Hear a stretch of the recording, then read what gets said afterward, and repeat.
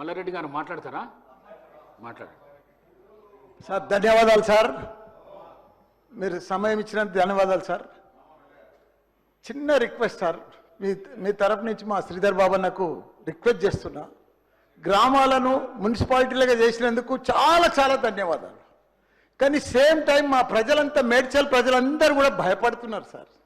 ఎందుకంటే గ్రామాలను నా తను 61 గ్రామాలు ఉండే, 61 గ్రామాలను తీసుకొచ్చి మున్సిపాలిటీలలో కలిపేసారు. ఇప్పుడు నా తను ఎంపీటీసీలు లేవు, సర్పంచులు లేవు, జెడ్పీటీసీలు లేవు. దానికి ధన్యవాదాలు చెప్తున్నా.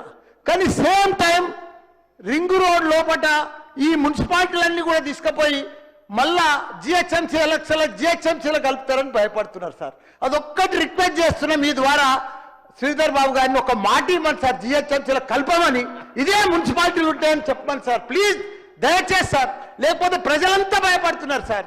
అవన్నీ గ్రామాలకు వెళ్ళి ఇప్పుడే మున్సిపాలిటీలు చేసిండ్రు, మళ్ళీ వెంబడే ఫిబ్రవరి మార్చిలో జిహెచ్ఎంసీతో పాటు అవి కూడా జిహెచ్ఎంసీలో కలుపుతారని భయపడుతున్నారు. అదొక్క మాట ఇవ్వండి సార్, మీ ద్వారా రిక్వెస్ట్ చేస్తున్నా సార్, నా ప్రజల తరఫున ప్లీజ్.